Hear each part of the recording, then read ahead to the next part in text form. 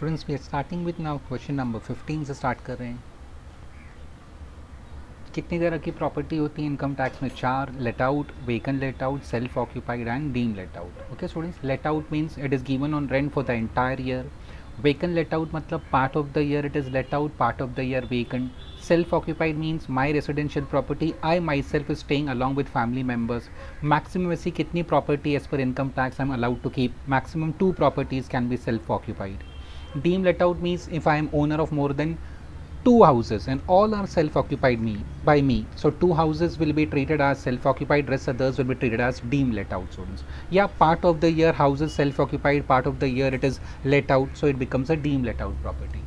Okay, now we start with compute the income of house property from the following particulars of a house. Just in respect of house property owned by H. Date from which let out 1st April 14.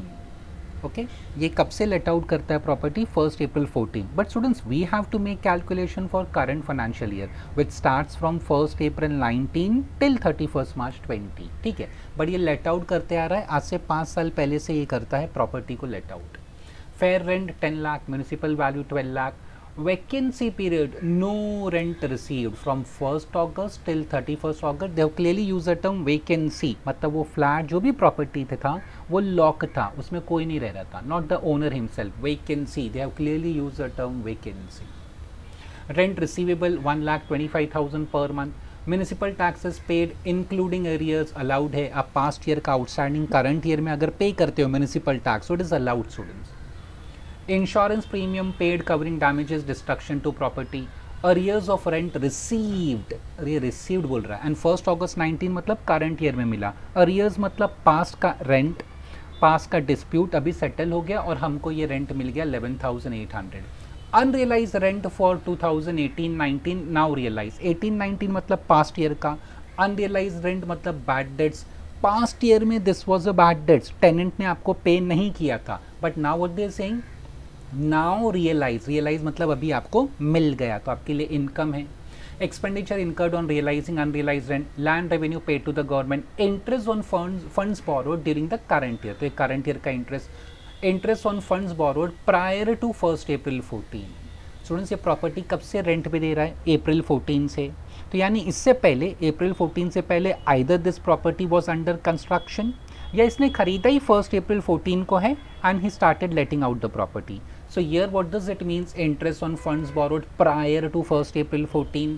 आपका जिस दिन आपने जब से let out किया उससे पहले की बात कर रहे हैं ना, तो उससे पहले या तो प्रॉपर्टी कंस्ट्रक्शन में थी या इसने अभी खरीदा, मतलब 1st April को या 31st March 14 को, and he started letting out the property. So this indicates what? Pre-construction interest 25,000. We have to compute his income from house property. Taxable income नहीं पूछा है, compute income from house property. तो students start करते हैं हम लोग.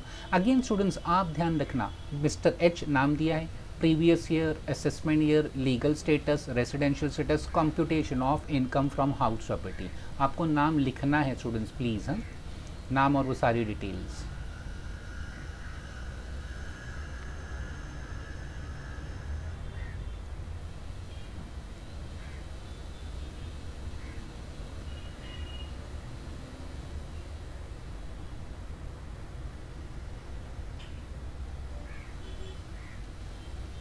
And it's a vacant let out property. हमने already decide कर लिया स्टूडेंट्स, वहाँ पे वैकेंसी पीरियड दिया हुआ था ना हमको. So students it's a vacant let out property. Computation of income from house property, उसके बाद पर्टिकुलर्स कॉलम में लिखना स्टार्ट कर देंगे. Vacant let out property, property का नेचर स्पेसिफाई ज़रूर करना है हमको student. Okay, then we start with gross annual value.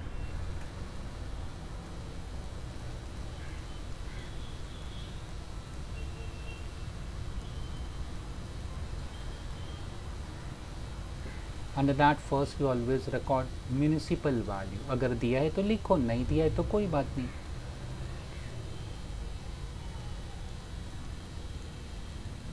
Fair rent, see municipal value, sorry municipal value how much they have given. Municipal value 12 lakh है and fair rent is 10 lakh. 12 and 10.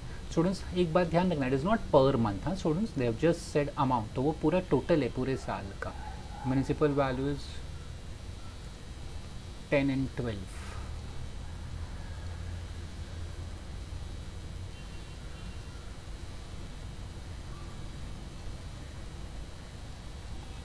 $10 lakh, fair rent 12 lakh, whichever is higher, so obviously 12 lakh is higher.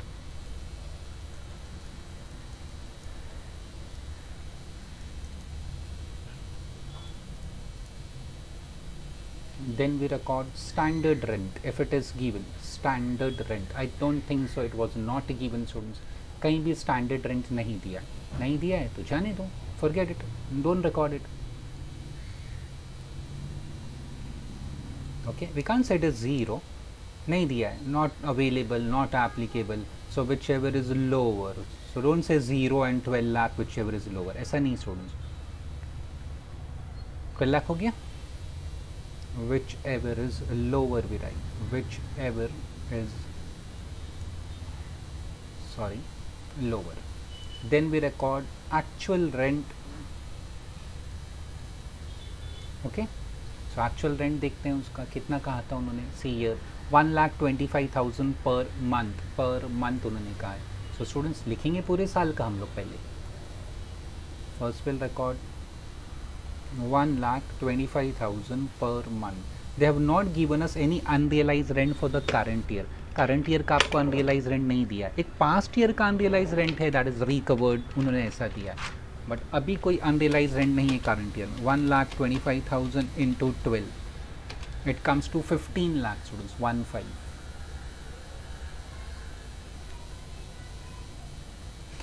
Then we write whichever is higher.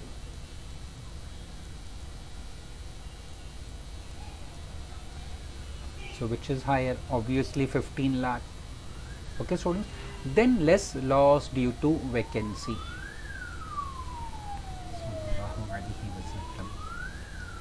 आपका घर या आपका जो भी ये property है, या कुछ महीने खाली रहा, that was stated over here. Vacancy period no rent received 1 अगस्त से 31 अक्टूबर स्टूडेंट्स.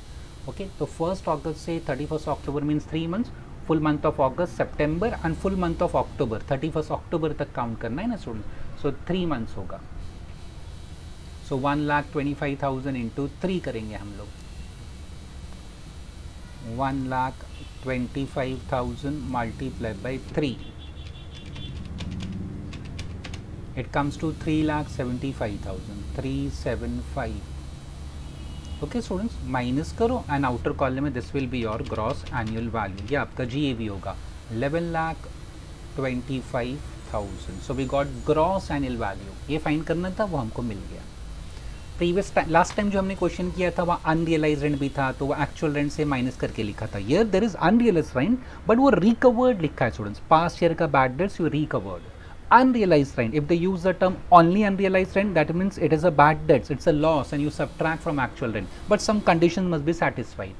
अगर conditions not satisfied का है तो वो भी minus नहीं कर सकते students, remember that. Then what we do, less, this is your GAV, फिर हम लोग लिखते हैं less municipal taxes. Municipal taxes के बारे में 2 इंपॉर्टेंट पॉइंट है स्टूडेंट. एक, it should be paid by the owner, and second, it should not be outstanding, तो वो भी देख लेने का हमेशा. So any municipal taxes including arrears 60,000. Including arrears मतलब पास्ट ईयर का भी आप करंट ईयर में पे कर रहे हो. लास्ट टाइम भी मैंने एक क्वेश्चन किया था and we recorded in note कि it is allowed for the simple reason municipal tax if it is outstanding you will disallow it, आप उसको माइनस नहीं करने दोगे. पास्ट ईयर में it was outstanding so you disallowed, but वो arrears outstanding आप current year में clear कर रहे हो, you are paying it, so now you must allow ना students. So 11,25,000 minus 65, it is 10,65,000. This is your net annual value. Okay, फिर इसमें से क्या माइनस करने मिलता है? 2 डिडक्शन मिलते हैं स्टूडेंट. एक होता है स्टैंडर्ड डिडक्शन जो कि फिक्स है 30% ऑफ NAV. NAV हमारा है 1065 इंटू 30%. It comes to 319,500, 3,19,500.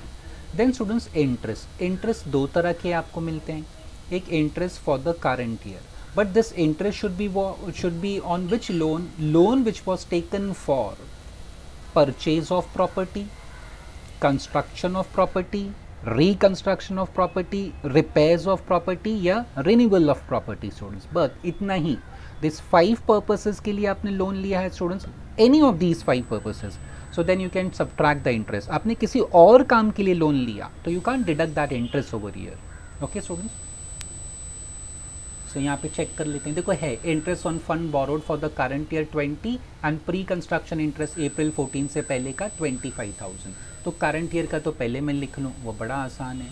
अभी प्री कंस्ट्रक्शन में यहाँ पे एक इंपॉर्टेंट पॉइंट है student, this is 20,000 given. I won't record pre construction interest, मैं एक्सप्लेन करता हूँ नेक्स्ट स्लाइड पे व्हाई द रीजन। स्टूडेंट्स यहाँ देखो, interest on funds borrowed prior to 1 April 14, how I decided it's pre construction interest, मैंने क्या कहा, यहाँ लिखा है property date from which let out 1 April 14, तो एच ने स्टार्ट किया स्टूडेंट्स अप्रैल 14 से लेट आउट करना प्रॉपर्टी। लोन कब लिया था, 1 अप्रैल 14 को, मतलब ये लोन लेके ही उसने प्रॉपर्टी खरीदा होगा, और else property was under construction prior to April 14 students, ठीक है। So this becomes a pre construction interest. तो उन्होंने कैलकुलेट करके हमको दिया है 25,000। नाउ स्टूडेंट्स इंपॉर्टेंट पॉइंट क्या है, प्री कंस्ट्रक्शन इंटरेस्ट आप कितने साल तक माइनस कर सकते हो, 5 ईयर्स, याद आया 5 इंस्टॉलमेंट में। तो 1 अप्रैल 14 स्टूडेंट्स, 1 अप्रैल 14, तो 5 ईयर्स का लिमिट जो होगा, 5 ईयर्स का limit pre construction interest can be deducted in 5 years, okay. और वो सक्सीडिंग 5 ईयर्स, सक्सीडिंग का मतलब कि आप गैप नहीं रख सकते स्टूडेंट्स, ओके। फर्स्ट ईयर कब से स्टार्ट होता है, द डे और sorry the year in which construction is completed and 4 succeeding years. ऐसा नहीं, just for the sake of example, construction खत्म हुआ 16-17, तो 16-17 में डिडक्शन लिया, 17-18 में गैप किया, देन 18-19 में लिया, देन 19-20 में गैप किया, not that way, continuous 5 years लेना आपको, start from which year in which construction is completed. Students अब यहाँ कंस्ट्रक्शन का डेट तो बोला नहीं है, बट स्टूडेंट्स एक चीज़ तो पक्का है, interest on funds borrowed prior to April 14, so April 14 students, April 14 से पहले का वो लोन है, तो ऑब्वियसली आपका कंस्ट्रक्शन या तो अप्रैल से पहले ख़त्म हुआ होगा या आपने एक्वायर किया होगा वो पीरियड में। तो सपोज 14-15 से अगर आप पहला साल इंटरेस्ट लेते हो, from 14-15 the year in which construction is completed, either it can be 13-14 और इट कैन बी 14-15। चलो ये सपोज कंस्ट्रक्शन नहीं, आपने खरीद के किया, चलो प्रॉपर्टी 1 अप्रैल 14 को खरीदा, उसी दिन लोन लिया, तो पहला आपको डिडक्शन कब मिलेगा, 1 अप्रैल 14-15 में मिलेगा, 14-15। सेकेंड ईयर 5 साल तक लेना है ना, तो 15-16, नेक्स्ट 16-17, कितने साल हो गए, 1 2 3, नेक्स्ट सॉरी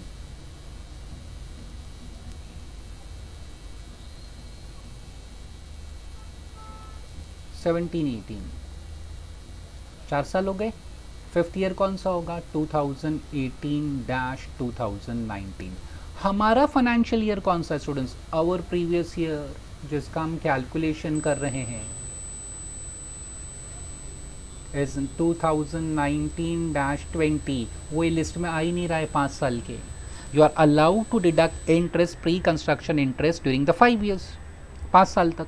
सो स्टूडेंट्स अगर अप्रैल 14 में आपने प्रॉपर्टी खरीदा था, 1 अप्रैल 14, ऐसा समझो 1 अप्रैल को ही खरीदा एंड सेम डे उसने रेंट पे दे दिया, तो 14-15 में पहला मिलेगा, 15-16 में second, third, fourth, fifth year. तो फिफ्थ ईयर तो आपका एक्सपायर हो गया 18-19 में, करंट फाइनेंशियल ईयर आपका 19-20 है। मैंने कहा था pre construction period interest is allowed only for the year in which construction is completed in 4 succeeding years, मतलब totally 5 years. So fifth year आपका यहाँ एक्सपायर हो जाता है, तो करंट ईयर में आपको प्री कंस्ट्रक्शन इंटरेस्ट डिडक्ट करने नहीं मिलेगा।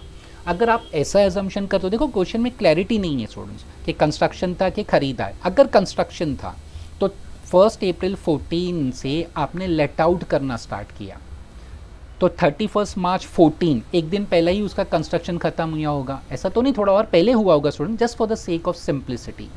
अंडर कंस्ट्रक्शन प्रॉपर्टी कोई रेंट पे लेने नहीं आएगा स्टूडेंट्स, आपका फ्लैट जब रेडी हो जाएगा जब भी कोई आएगा ना टेनेंट वहाँ पे। सो 31 मार्च 14 को आपका सपोज कंस्ट्रक्शन खत्म हो गया, तो पहला साल आपको इंटरेस्ट किस में मिलेगा 2013-14, सेकेंड ईयर क्या होगा 14-15 है ना, थर्ड ईयर क्या होगा 15-16, फोर्थ ईयर क्या होगा 16-17 और फिफ्थ ईयर क्या होगा 17-18। तो भी तो नहीं होता स्टूडेंट्स, हमारा करंट ईयर 1920 है स्टूडेंट्स। अगर मैं खरीदने की बात कर रहा हूँ, खरीदने के हिसाब से भी आपको 1920 में नहीं मिलेगा, और कंस्ट्रक्शन में तो ऑब्वियसली और भी नहीं मिलेगा स्टूडेंट्स आगे सोन में। सो सिंस दैट 5 ईयर का limit, since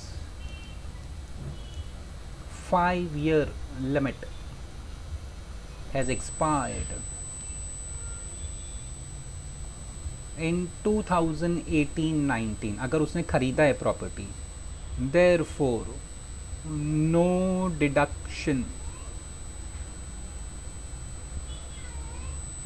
will be allowed, no deduction will be allowed for pre-construction interest इन 1920। इसके लिए मैंने 1920 हमारा जो करंट फाइनेंशियल ईयर है स्टूडेंट्स, उसमें प्री कंस्ट्रक्शन इंटरेस्ट नहीं लिखा। This was the important point in this question. तो अगर प्री कंस्ट्रक्शन इंटरेस्ट दिया है ना, पास क्वेश्चन कैसे थे स्टूडेंट्स, वो खुद हमने कैलकुलेट किया था, और देखो मैंने 5 ईयर्स लिखा भी था वहाँ पे, ओके, एंड 5 ईयर्स में हमारा 1920 आ रहा था, so I deducted that. But यहाँ पे हमने देखो कैलकुलेशन तो नहीं किया, I didn't made the calculation for interest, it was given in the question. But students I have to remember this point कि आपको पहला साल इंटरेस्ट, प्री कंस्ट्रक्शन इंटरेस्ट कब डिडक्ट करने मिलता है, जिस दिन आपने फ्लैट खरीदा या जिस दिन कंस्ट्रक्शन खत्म हुआ। Start with that financial year. तो अगर खरीदा सो इट एक्सपायर्स इन 18-19, अगर कंस्ट्रक्शन में था तो that fifth year expires in 17-18। तो आपका 1920 ये लिस्ट में आ ही नहीं रहा ना, तो you can't claim any reduction for pre construction interest for the year 1920। इसके लिए मैं प्री कंस्ट्रक्शन इंटरेस्ट नहीं लिख रहा हूँ, हो गया, और कुछ सॉल्यूशन में है नहीं student. This was so this was the important point जो हमको याद रखना है स्टूडेंट्स।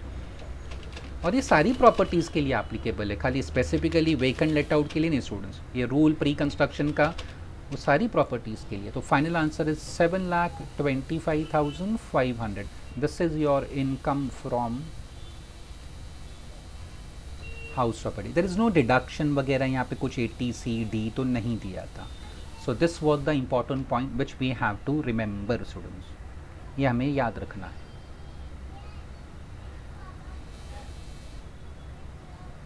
ओके, सो छोटा सा सॉल्यूशन था, कुछ ज़्यादा था नहीं स्टूडेंट्स इसमें। Just pre construction interest we must remember कि क्या क्यों नहीं मिला। Fifth year has expired in which year, 18-19 या 17-18। Our financial year is 1920, so we can't claim any deduction for pre construction interest in the year 1920। 19-20 में आपको कोई भी डिडक्शन नहीं मिलेगा प्री कंस्ट्रक्शन इंटरेस्ट का, क्योंकि उसका 5 ईयर का लिमिट 18-19 या 17-18 में ख़त्म हो चुका है।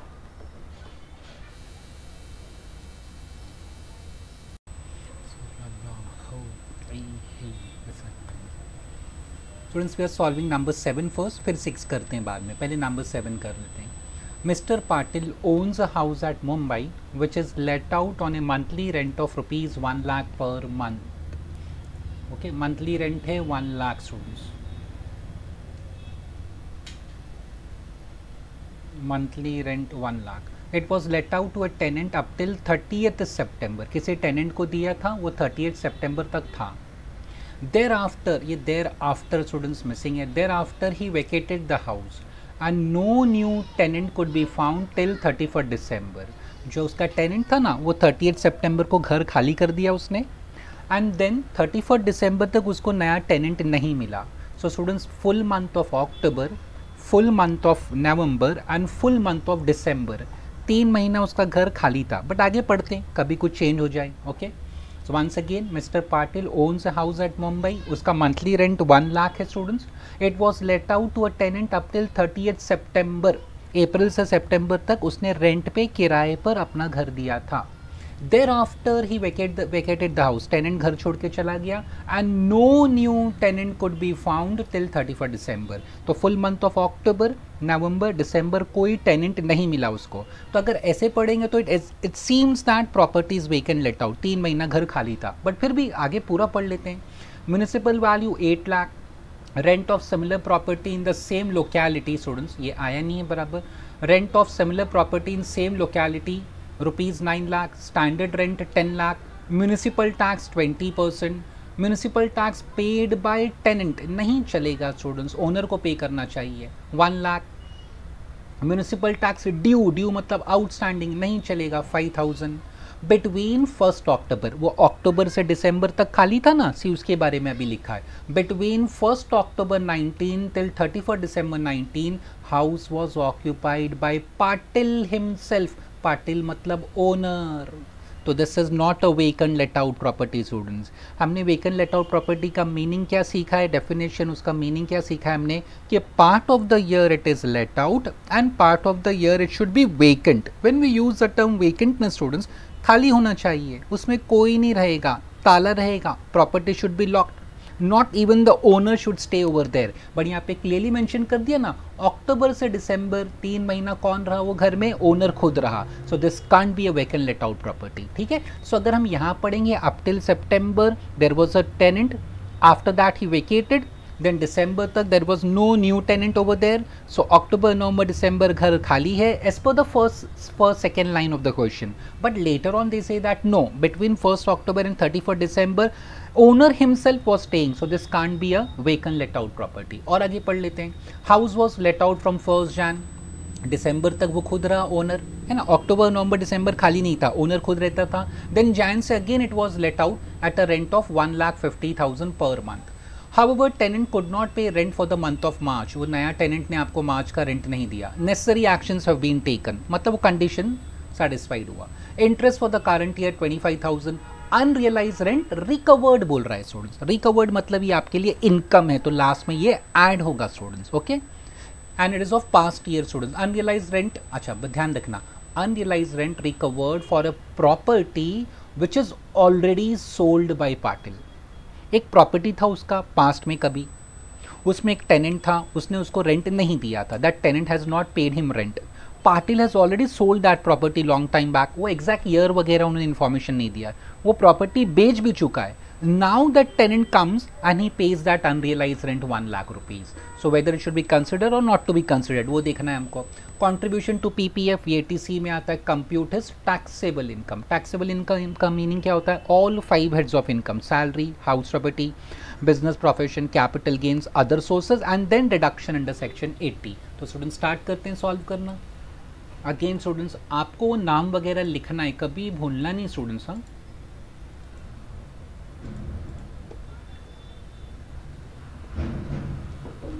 you have to record his name, Mr. Patil,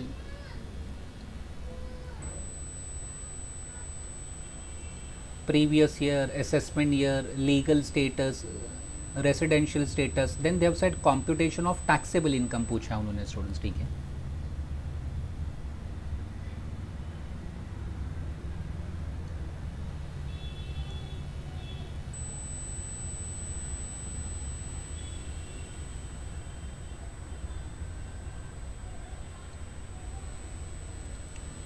property का टाइप क्या है स्टूडेंट्स, अगर प्रैक्टिकली देखा जाए तो स्टूडेंट्स, प्रैक्टिकली है क्या वो, प्रैक्टिकली स्टूडेंट्स ना देखो ऐसा था, जब समवन आस्क्ड मी प्रैक्टिकली क्या सिचुएशन है, तो 1 अप्रैल से 1 अप्रैल 19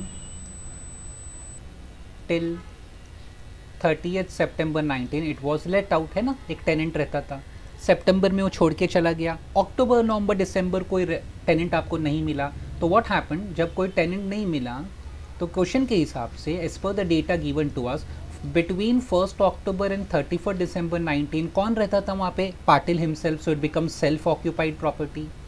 देन अगेन 1 जैन 20 से it was again let out to another tenant, कोई नया टेनेंट आ गया वहाँ पे students, so again it becomes let out property। so ऐसा है students, first 6 months and last 3 months it is let out practically and बीच में 3 महीना जो है self occupied। so what should be the nature of this property, you can't say it is let out, ठीक है, मैंने let out लिखा है, but let out का हमने डेफिनेशन या मीनिंग क्या सीखा है, let out means given on rent, let out on rent for the full year, है ना स्टूडेंट्स, पूरे 12 महीने अगर आपने रेंट पे दिया है तो लेट आउट होता है। तो स्टूडेंट बट बीच में 3 महीना तो सेल्फ ऑक्यूपाइड हो गया, so I can't say the nature of the property is let out. Whether it is self occupied, obviously no, self occupied तो सिर्फ 3 महीना था, बाकी 9 महीने तो लेट आउट था student. So this is not a self occupied, because self occupied का meaning क्या होता है, SOP, self occupied for the full year, पूरा साल आप खुद रहते थे घर में, then only it is self occupied. और एल्स आपको घर खाली भी करना पड़ा, अपना खुद का घर, reason is what, your employment. देखो हमने सीखा था फर्स्ट लेक्चर में, you been transfer to another city, तो आपका मुंबई का फ्लैट आपको लॉक करना पड़ा, किसी को देके नहीं गए आपने रहने के लिए, you have not let it out, okay, आपने उसको लॉक करके चले गए, okay, because of employment elsewhere, ठीक है। या तो आप खुद रहते हो पूरा साल, या क्यों नहीं रह पा रहे हो वहाँ पे, बिकॉज योर ट्रांसफर हो गया, because of your business you have to go to the other city, वहाँ जाके रहना पड़ा आपको, तो self occupied. So it is not let out, let out भी नहीं है केस में, सेल्फ ऑक्यूपाइड भी नहीं है। क्या ये वेकेंट लेट आउट है students? Obviously no. Vacant let out मतलब पार्ट ऑफ द ईयर, हम लोग कहते हैं ना part of the year it should be let out, part of the year let out होना चाहिए, and balance part of the year, balance part of the year it should be vacant. But यहाँ पे मैंने just we लिख दिया है, तो students कहीं यहाँ पे वेकेंट है ही नहीं, जो 3 महीना था वो भी खाली नहीं था flat, that property was not vacant, owner himself was staying, तो वेकेंट लेट आउट भी नहीं है। तो बचा क्या, लास्ट वाला बचा students deem let out. So this will be treated as deem let out. Deem term क्यों मैंने यूज किया, अगेन स्टूडेंट्स क्योंकि बीच में 3 महीना सेल्फ ऑक्यूपाइड आ गया ना, but I will treat it as कि पूरा साल ये लेट आउट था स्टूडेंट्स। अगेन सो में why deem let out, so हमेशा ध्यान रखना अगर ऐसा केस होगा तो students we start with gross annual value.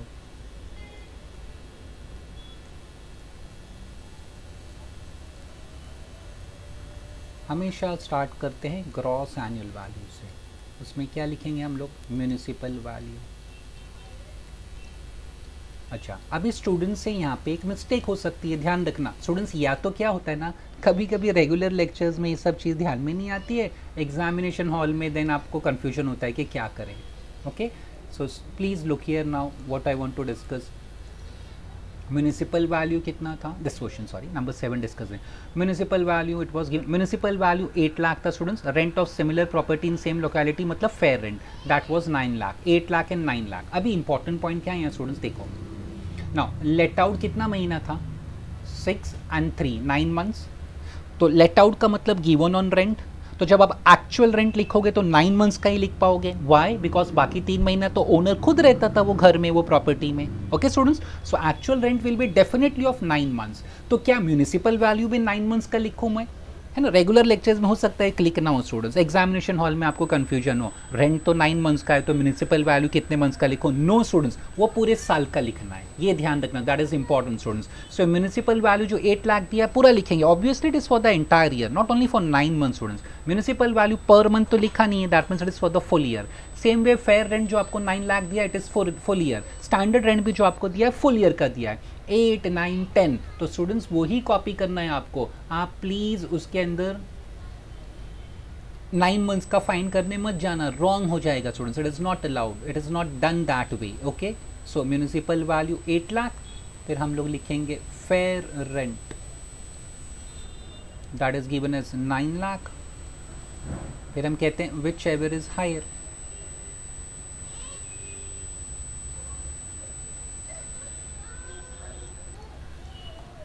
whichever is higher it is 9 lakh, okay. Then we record students standard rent, amount is 10 lakh, then we say whichever is lower, okay. Standard rent, then we write whichever is lower,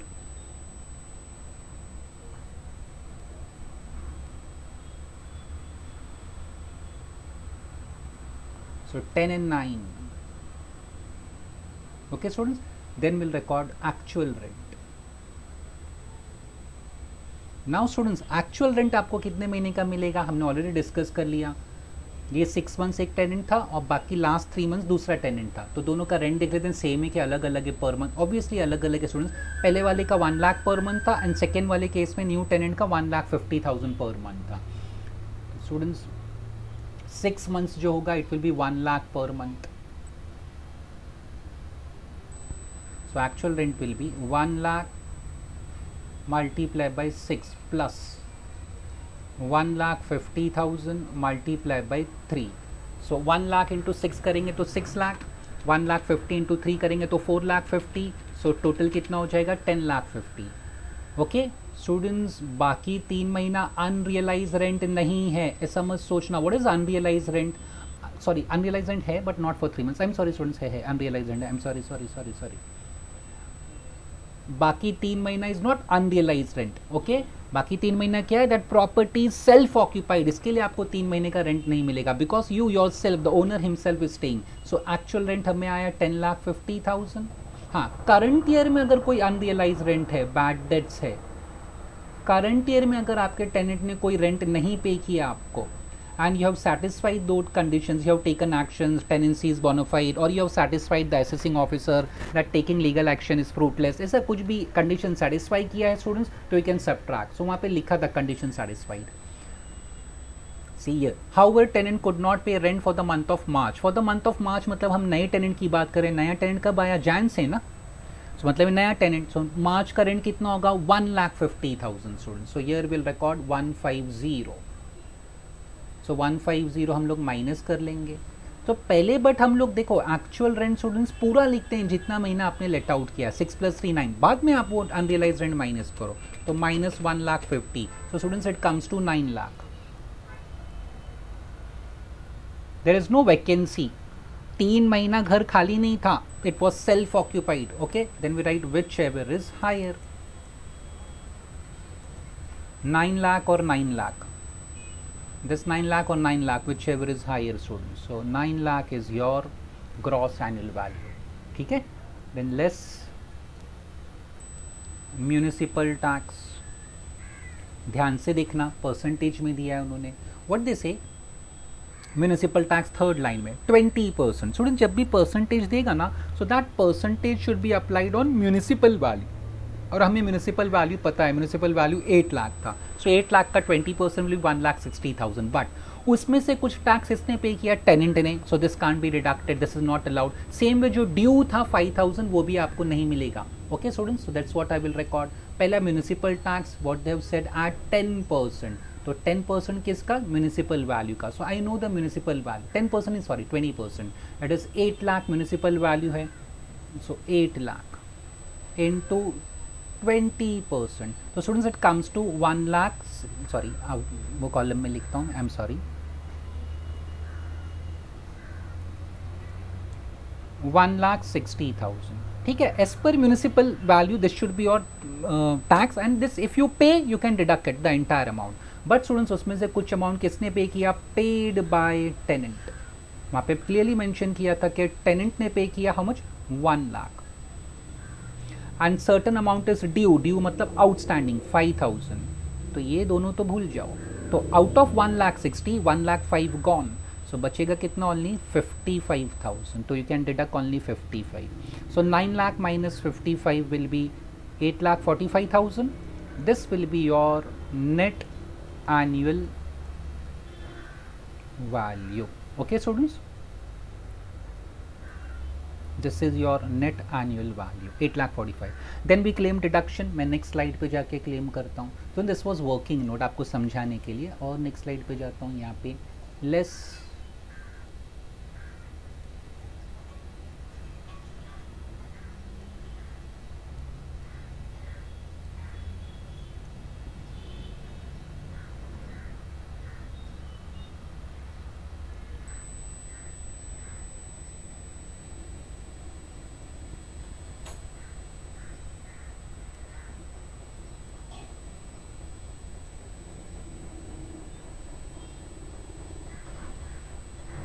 less. पहला हमें क्या मिलता है? Standard deduction 30% of NAV. 30% of 8,45,000. सो 8,45,000 30% करेंगे तो 253,500. Outer column में मैं लिख रहा हूँ 253,500. एंड देन आपको इंटरेस्ट देखना है. इंटरेस्ट आपको लोन पे मिलता है. लोन किस लिए लिया? Either for purchase, construction of property, repair, reconstruction, renewal of property. For these 5 purposes if you have taken a loan and you pay interest, that interest can be deducted without any limit. For vacant let out, for let out property there is no limit students. ठीक है, तो interest check कर लेते हैं, कुछ दिया है क्या? देखो यहाँ दिया था interest for current year is 25,000. Pre construction नहीं दिया हमको स्टूडेंट्स, तो जाने दो, प्री कंस्ट्रक्शन नहीं है तो लेट इट बी. खाली करंट ईयर दिया है तो करंट ईयर का हम लोग लिख लेते हैं, इंटरेस्ट फॉर करंट ईयर.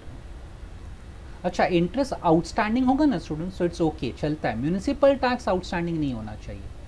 तो स्टूडेंट्स माइनस करो, वो 8,45,000 था NAV, minus 253,500 and minus 25,000. So it comes to 5,66,500. Okay. Then students, if there is unrealized rent, arrears of rent recovered, पास में जो बैड डेट्स था वो वापस आपको मिल गया. आपका टेनेंट अच्छा था, उससे बुरा लगा कि मैंने पहले रेंट नहीं दिया था, अभी जाके दे देना चाहिए. That is bad debts recovered. Unrealise rent recovered दिया है, देखो स्टूडेंट्स आपको यहाँ पे था unrealised rent recovered for a property which is already sold. अभी इंपॉर्टेंट पॉइंट क्या है, ये जो अनरियलाइज रेंट आपके पास आ रहा है, this is not for this property for which you are making calculation. It is for a property which is already sold by Patil. So should I add back? Yes students, you don't have any option. Income तो है ना पाटिल के लिए. ये recovered clearly लिखा है 1 lakh, but इसमें से आपको स्टैंडर्ड डिडक्शन मिलता है 30% माइनस करने को. सो इसका 30% 1 लाख का अगर फाइंड करेंगे तो it will be 30,000. Students outer column में हम लोग लिखेंगे 70,000 और ये ऐड होएगा students. It is added. Bad debts recovered हमारे लिए गेन है, इनकम है 70,000. So it comes to 636,500. There is no other income given in this question students. So यही आपका इनकम फ्रॉम हाउस प्रॉपर्टी है, और चाहे तो आप इसको ग्रॉस टोटल इनकम भी कह सकते हैं student. Why? What is the meaning of term gross total income? It is sum total of all 5 heads of income, salary plus house property plus business profession plus capital gains plus other sources. तो salary वगैरह और कुछ था नहीं, खाली house property है. So this is your gross total income.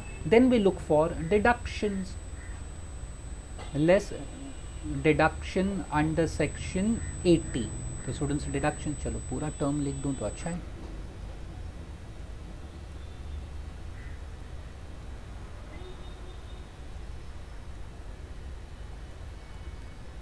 Less deduction under section 80. देख लेते हैं क्वेश्चन. एक था ना PPF स्टूडेंट्स, कुछ दिया था हमको. C contribution to PPF 1 lakh, compute his taxable income. ठीक है स्टूडेंट्स, तो दिया है, रिकॉर्ड कर लेते हैं 1 लाख. 80C में आता है ये, capital C, contribution to PPF. How much they have given students? 1 lakh. But 80C का लिमिट होता है ना, और 1,50,000 विच एवर इज लोअर. तो 1 लाख और 1,50,000 which is lower. So obviously 1 lakh lower है, तो आउटर कॉलम में 1 लाख. सो final answer is taxable income. 6,36,000 minus 1 lakh is 536,500. This is your final answer. Okay students, so important point students ये क्वेश्चन में ये था. Actual nature मैंने बताया कि 6 महीना लेट आउट, फिर 3 महीना सेल्फ ऑक्यूपाइड, फिर 3 महीना लेट आउट. बट ऐसा कुछ कॉम्बिनेशन देखो इनकम टैक्स में. इनकम टैक्स में हम पढ़ते हैं कि 4 तरह की property, either it should be let out, vacant let out, self occupied या deem let out. There is no 5th option students. ठीक है, तो लेट आउट नहीं हो सकता because it is not given on rent for the full year. बीच में 3 महीने तो ओनर खुद आ गया ना. सेल्फ ऑक्यूपाइड क्यों नहीं हो सकता? पूरा साल ओनर को खुद रहना चाहिए, या फिर ओनर नहीं रह पाया. What is that reason why wouldn't stay? Because he was transferred. उसका जॉब कहीं और ट्रांसफर हो गया, कंपनी ने कहीं और भेज दिया, या बिकॉज ऑफ बिजनेस पर्पस उसको वो शहर छोड़ के जाना पड़ा. ओके, सो उसने लॉक हाउस को क्या किया? लॉक कर दिया students. So then it is also self occupied. Vacant let out मतलब part of the year should be let out, part of the year vacant. यहाँ पे वेकेंट तो कभी था ही नहीं. सुन, वेकेंट का मतलब खाली रहना. 3 महीने तो खुद ओनर आके रहा, तो खाली तो नहीं रहा ना, so obviously then it is deem let out students, और कोई हमारे पास ऑप्शन नहीं है आगे से और में स्टूडेंट्स। सो एक्चुअल नेचर ये है, no doubt about that, but ना हम उसको लेट आउट समझ सकते हैं, ना सेल्फ ऑक्यूपाइड, ना अगेन ऐसा तो नहीं कर सकते कि इनकम टैक्स में there is no such concept कि पहला 6 महीने का कैलकुलेशन लेट आउट जैसा करो, 3 महीने का सेल्फ ऑक्यूपाइड करो, देन अगेन 3 महीने का let out, not that way student. एक आपको नेचर चूज करना है out of these 4 and accordingly you have to make the calculation straightforward, ठीक है। So this was the important point. यहाँ से हमारा सोल्यूशन स्टार्ट हुआ था स्टूडेंट्स, ये था पूरा सोल्यूशन, ये बीच में वर्किंग आ गया बट इंपॉर्टेंट है आपके लिए, एंड देन अगेन यहाँ पे था ये, this was the entire solution.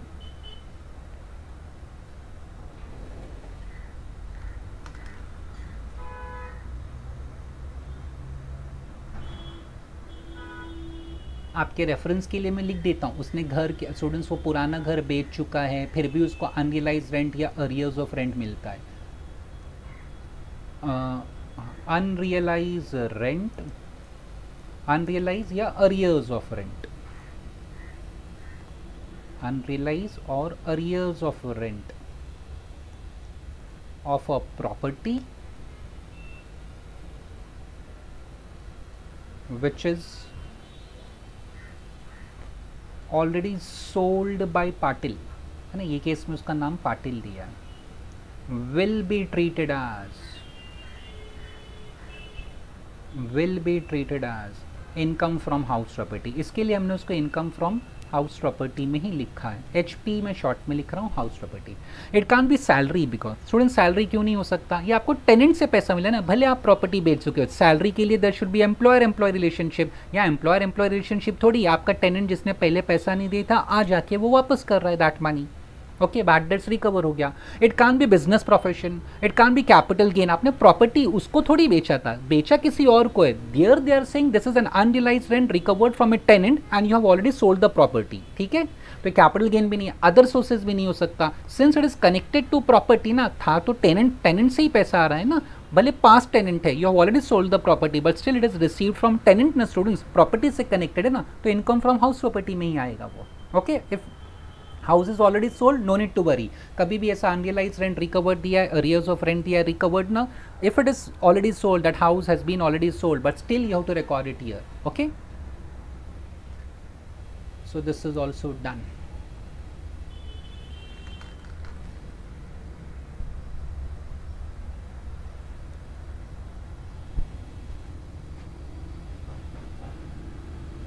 अभी हम लोग स्टार्ट कर रहे हैं स्टूडेंट्स नंबर 6 से, ओके। अभी यहाँ पे एक ही इंपॉर्टेंट पॉइंट है, क्वेश्चन सिंपल है। अच्छा स्टूडेंट्स, थोड़ा टाइपिंग है, कुछ मिसिंग है, आप ध्यान रखना। A property owned by A comprising of what, 20 independent residential units was completed on 1st June 2018।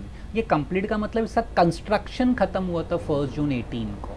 1st June 18 मतलब पास्ट ईयर, हमारा साल 1920 है, 1st April 19 से 31st March 20, तो 1st June 18 मतलब just the past year, previous year.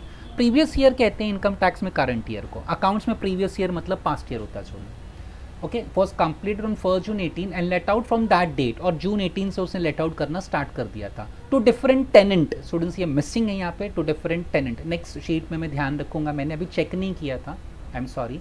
To different tenant मतलब ये एक ही प्रॉपर्टी, ऐसा समझो एक बिल्डिंग है पूरा, वो बिल्डिंग में 20 फ्लैट है, इंडिपेंडेंट फ्लैट, सबका मालिक एक ही है, ए है सबका मालिक, ओके। उसका एक प्रॉपर्टी ऐसा समझो कि बिल्डिंग है, that building consist of 20 independent residential flat, all the flats are given on rent to different tenant, 20 घर में कोई अलग अलग लोग रहते हैं ऑन एट डिफरेंट रेंटल्स, और सबसे रेंट भी वो अलग अलग चार्ज करता है। Just for the sake of explanation, किसी से 10,000 पर मंथ, किसी से 12,000 पर मंथ, किसी से 15,000 पर month, okay, that is the meaning. हाँ, अब आगे क्या लिखा सुन, ध्यान से देखो, aggregate annual rent for 1 year is 3 lakh।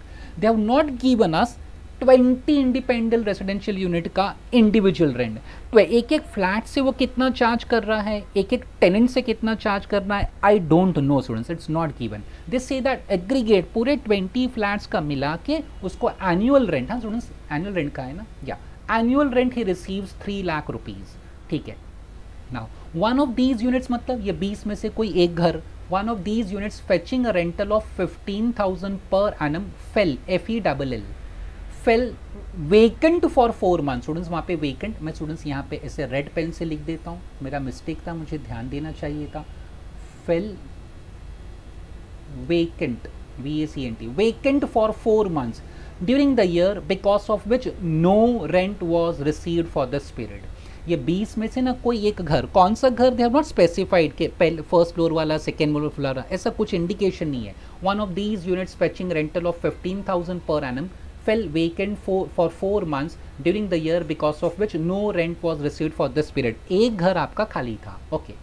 Other particulars in respect of this property are as municipal taxes paid 28,000, interest on borrowed capital for pre-acquisition period 45,000, interest for the year 1920, आगे क्या लिखा है, for specified interest for the year 1920, 1920 मतलब current year, for specified purpose 20,000, specified purpose मतलब वही construction, repair, reconstruction, renewable. Land revenue, land revenue नाम की कोई चीज़ हमारे फॉर्मेट में नहीं होती students. Land revenue payable to government 18,000, fair rent of the property दिया है 2,50,000, अनरियलाइज रेंट, अच्छा आगे कुछ लिखा नहीं है स्टूडेंट्स, लेट मी चेक, मैंने कहीं मिसिंग तो नहीं है कुछ इन्फॉर्मेशन, यहाँ पे आया क्यों नहीं।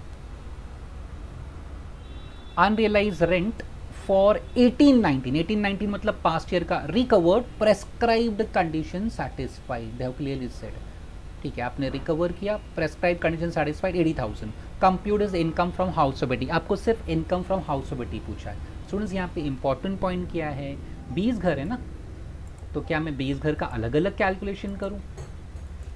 देखा जाए तो प्रैक्टिकली ऐसे ही होना चाहिए ना स्टूडेंट्स, 20 घर हैं, 20 अलग अलग लोगों को आपने रेंट पे दिया है, तो 20 बार कैलकुलेशन करो ना, that will be a very lengthy process. अभी हम लोग क्या करेंगे, although they are independent residential unit students, but they are part of one building. Okay, एक घर खाली ऐसा है उसमें स्टूडेंट्स, ओनली वन हाउस। देखो एक घर ऐसा था जो 4 महीने के लिए खाली रहा, ये sorry it was number 6, it was woken for 4 months, मतलब जो 19 बाकी रेस्ट 19 है ना, they were let out for the full year, entire year.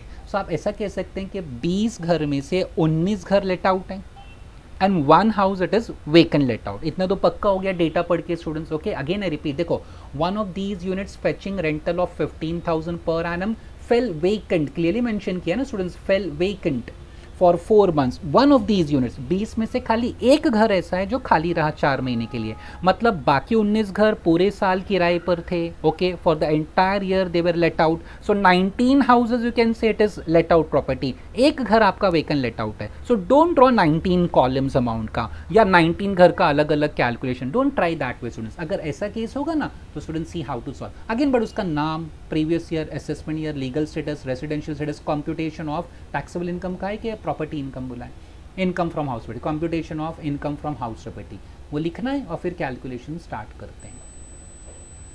So again I repeat, don't draw 19, possible ही नहीं है स्टूडेंट 19 कॉलम्स बना के कैसे एग्जाम में सॉल्व करोगे ऐसा क्वेश्चन। तो हम लोग एक साथ पूरे 20 घर का कैलकुलेशन कर लेते हैं, वो आराम से हो सकता है simultaneously, no need to worry. Okay, start करते हैं students.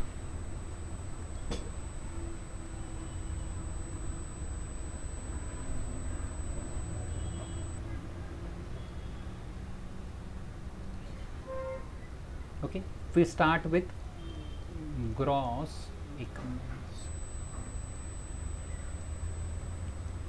We start always with gross annual value, ठीक है। सो ग्रॉस एनुअल वैल्यू, इसमें हमेशा पहला हम लोग क्या लिखते हैं, municipal value. Students if you notice, देखो म्यूनिसिपल वैल्यू था कहीं पे, ये different property let out to different rent, aggregate rental value for 1 year, one of these units fetching so and so 4 months during of which no rent was received. Other particulars in respect of property are municipal taxes, interest on borrowed capital, interest for the year 1990 for specified purpose, land revenue payable, fair rent दिया है, कहीं भी आपको municipal value नहीं दिया है। अगर नहीं दिया है तो students we can save time। चलो अगर नहीं दिया है ना students,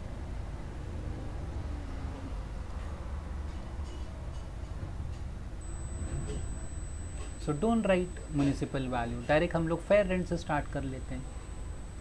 okay, fair rent how much they have given, 2,50,000। Students first we write municipal value, फिर हम लोग लिखते हैं fair rent which ever is higher, then we record standard rent which ever is lower, standard rent भी नहीं दिया है students, then finally उसके बाद क्या लिखते हैं एक्चुअल रेंट, तो चलो अब एक्चुअल रेंट लिख लो directly. So in exam you can save time ना, जो चीज़ नहीं दी है उसको इग्नोर कर दो। First we write municipal value compare with fair rent which ever is higher, then we record standard rent, compare and we write whichever is lower, then we record actual rent and again whichever is higher। ऐसा करते थे ना students. Okay, सो actual rent अभी लिखते हैं। Actual rent हमें पता है स्टूडेंट्स, इट वाज 3 लाख, आपको अगर याद होगा तो स्टूडेंट्स। कोई अनरियलाइज रेंट था करंट ईयर में? There was no unrealise rent in current year students, वो अनरियलाइज रेंट रिकवर्ड दिया है, देन वी से विच एवर इज हायर, है ना। एक्चुअल रेंट लिखने के बाद हम लोग कहते हैं which ever is higher. So 2,50,000 और 3 lakh which is higher, obviously 3 lakh. हाँ, अब कोई लॉस ड्यू टू वैकेंसी है, so less loss due to vacancy. Okay, now एक घर था ना students, one of these units fetching rental of 15,000 per annum है, पर मंथ नहीं है, fell vacant for 4 months during the year for which no rent was received. ठीक है, clearly mention किया, रेंट मिला भी नहीं आपको, खाली पड़ा था घर, रेंट नहीं आया उसका कुछ भी। तो स्टूडेंट्स कैसे करेंगे, इट इज 15,000 पर एनम है, खाली रहा 4 महीने के लिए, तो 4/12, सिंपल सा कैलकुलेशन। तो 15,000 into 4 divide by 12, so it comes to 5,000। ये माइनस कर लो 3 लाख में से, तो आउटर कॉलम में आ गया आपका ग्रॉस एनुअल वैल्यू। आगे से उनमें students what I have done, actually 20 घर हैं, 20 घर हैं, 19 घर लेट आउट, 1 घर vacant let out, I know that students. Okay, but students we can make such calculation. तो मैंने क्या किया, पूरा 20 घर का साथ में किया, because another reason for that students, क्या आपको 19 हाउसेज का रेंट आपको पता है क्या, और वो जो एक अकेला वैकेंट लेट आउट रहा उसका 15,000 पर एनम कहाँ है। सो दैट मीन्स बैलेंस 19 फ्लैट्स का 2,85,000 है। फिर फेयर रेंट को भी ऐसे आप डिवाइड करना पड़ेगा, 19 का अलग, कैसे डिवाइड करूँ मैं। ओके, सो थोड़ा impractical situation, I am not saying it is impossible, but हमारे पास एक सिंपल वे है ना to get out of this, so better वो सिंपल वे एम्प्लॉय करो ना स्टूडेंट्स। आगे सोन में, so what I have done, पूरा 20 फ्लैट्स का मैंने साथ में कर लिया, but I know the nature, 19 flats let out property है, एक फ्लैट खाली आपका वेकेंट लेट आउट है, तो आपको माइनस करने मिलता है ना आपको वैकेंसी लॉस, तो आपने माइनस कर लिया। सो this is your gross annual value less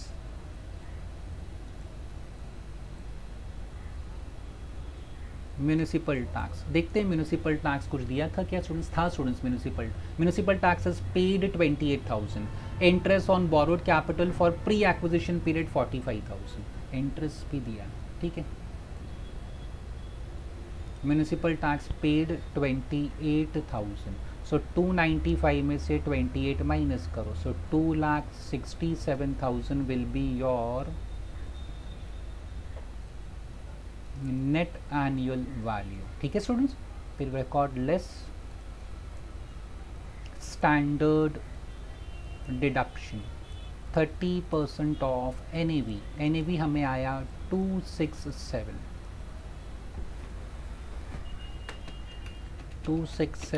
into 30%, it comes to 80,100, 80,100। Then interest दिया है स्टूडेंट्स, फॉर करंट ईयर भी शायद दिया था, शायद देख लेते हैं। Other particulars in respect are interest on borrowed capital for pre acquisition is 45, current year 19-20 का है 20,000, 45 एंड 20 दोनों दिया है, interest for current year and pre construction interest दोनों आपको दिया है। So interest for current year 20,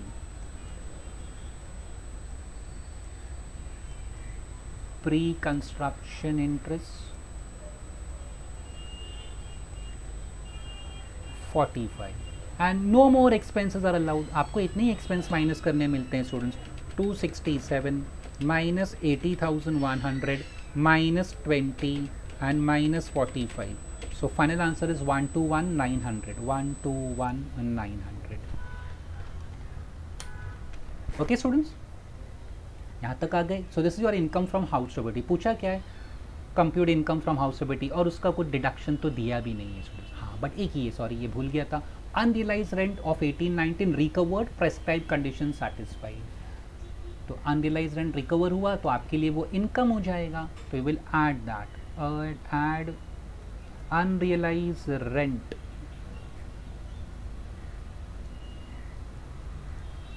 sorry recovered. उसमें से आपको स्टैंडर्ड डिडक्शन माइनस करने मिलेगा कितना students, 30%। So how much was unrealised rent recovered, 80,000 students. So 80,000 आप, सॉरी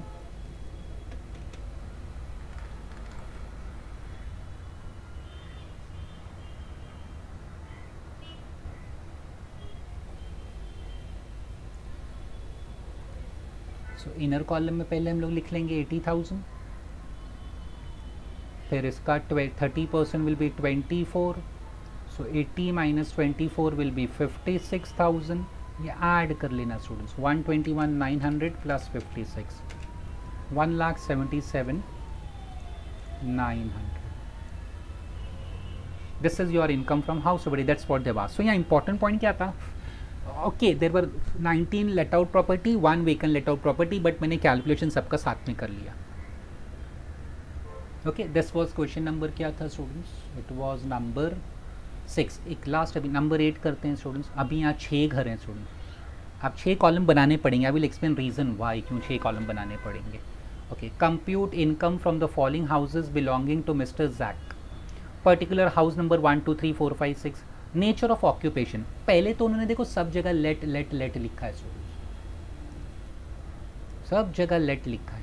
सो लेट से मतलब let out, but students vacant let out भी तो हो सकता है ना। You can say there are 2 categories in let out, एक पूरा साल लेट आउट है, एक part of the year let out, part of the year vacant. So we must be careful.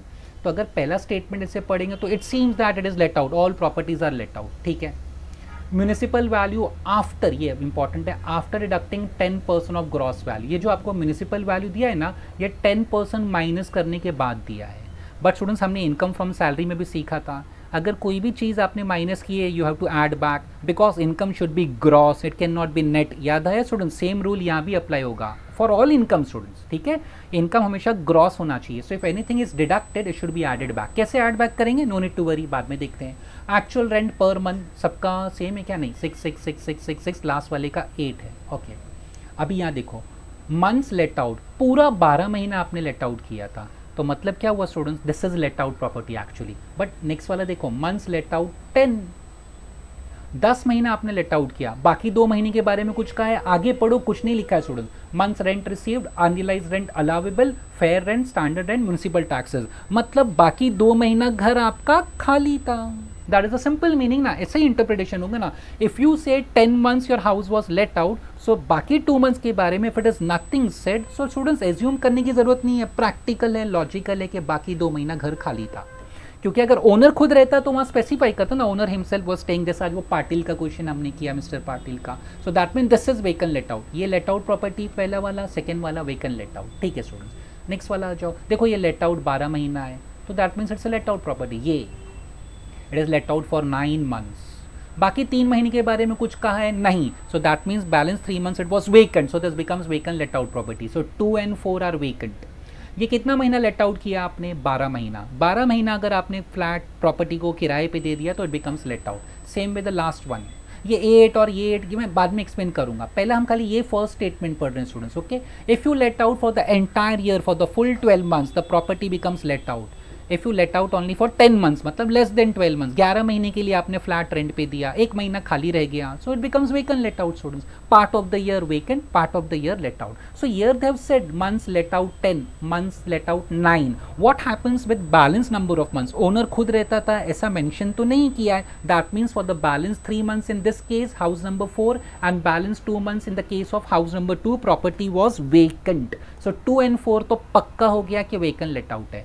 Then students ये कुछ दिया है, वेदर अनरियलाइज्ड रेंट अलाउेबल, यहाँ पे तो नॉट एप्लीकेबल, नॉट एप्लीकेबल, यहाँ नो कहा है, एक्चुअली नो नहीं होना चाहिए था, यहाँ भी नॉट एप्लीकेबल होना चाहिए था, नॉट एप्लीकेबल स्टूडेंट्स, ये एरर है, मैं इसको रेड पेन से ठीक कर देता हूँ students. It should B not applicable, NA। I will explain why वो नॉट, नो नहीं है, NA नॉट एप्लीकेबल है। हाँ यहाँ पे नो है, यहाँ पे येस, यहाँ पे नो, ठीक है। या not applicable again N A, not applicable, no yes no, will discuss ये है क्या। फिर स्टूडेंट्स क्या दिया है, फेयर रेंट दिया है। स्टैंडर्ड रेंट किसी का है किसी का नहीं है, जिसका है लिखेंगे, जिसका नहीं है नहीं लिखेंगे, as simple as that. Municipal taxes at the rate of 5%, paid, due मतलब outstanding, paid by tenant, paid. So 6 property है, 6 का कैलकुलेशन हम लोग अलग अलग करेंगे स्टूडेंट्स। सो 6 कॉलम अमाउंट के बना लेते हैं, नो नीड टू वरी। बाकी उसमें कुछ है नहीं स्टूडेंट्स, कुछ ऐसा आपको वो ATC D कुछ नहीं दिया है। Okay, so I am drawing 6 columns for amount students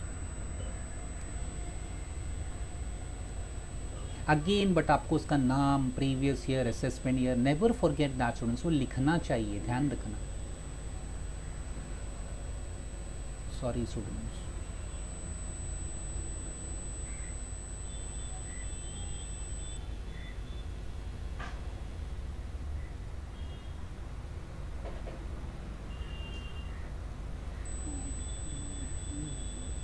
wait थोड़ा ज़्यादा रखना पड़ेगा, चलो अभी तो बना दिया। This is the second house,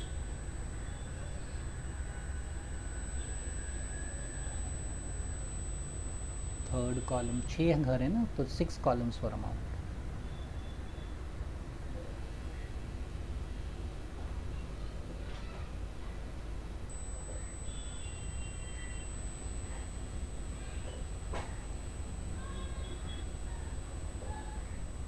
आप डबल पेज यूज़ कर लेना अगर एक पेज पे नहीं आता है। 1 2 3 4 5, एक और बनाना पड़ेगा।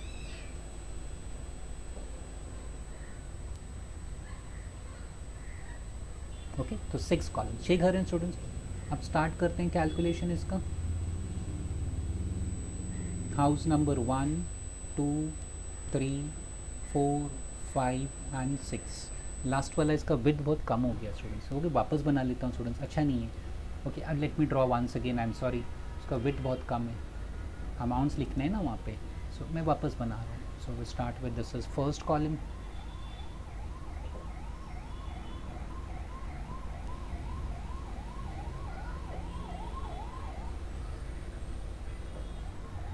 Second,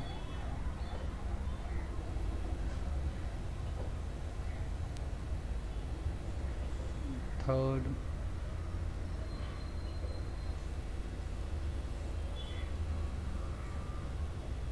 fourth,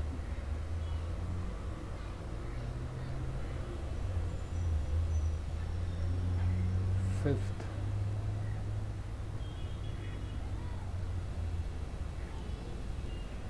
and sixth column.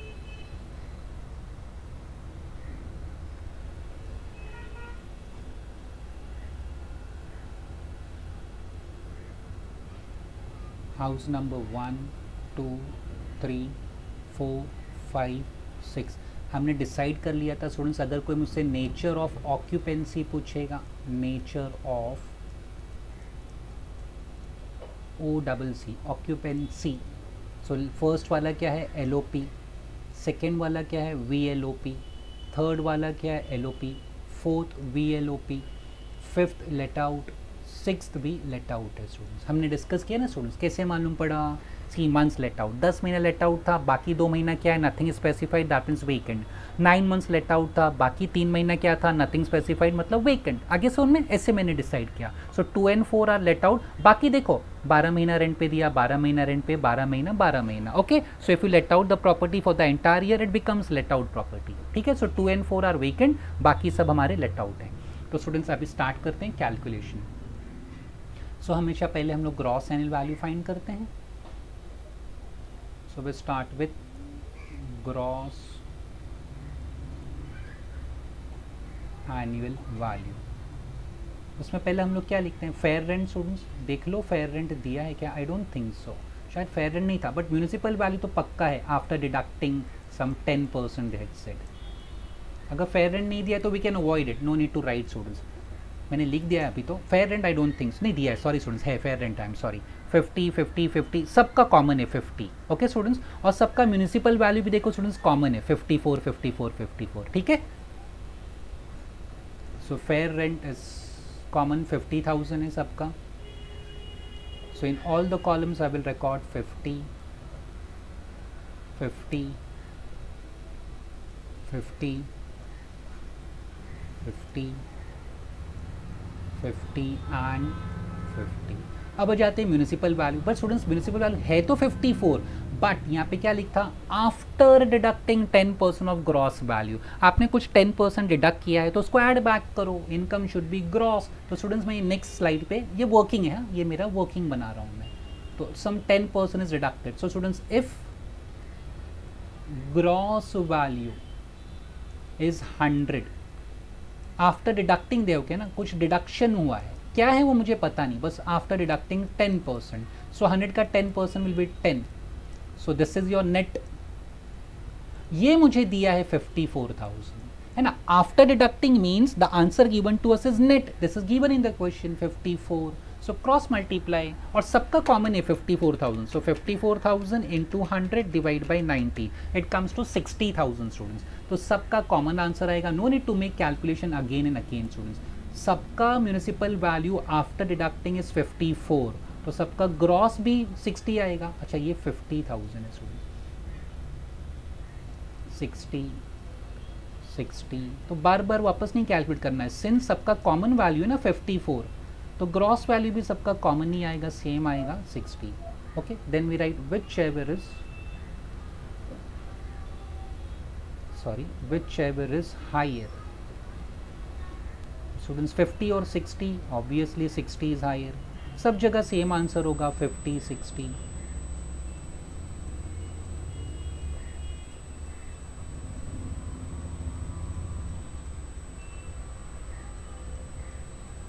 Okay, then we record what students, standard rent.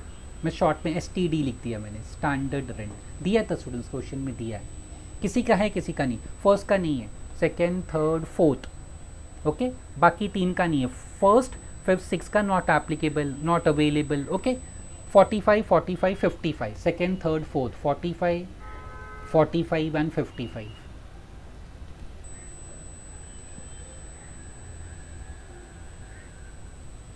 Forty five and 55, जिसका नहीं दिया है उसका नहीं लिखेंगे, जाने दो। ओके,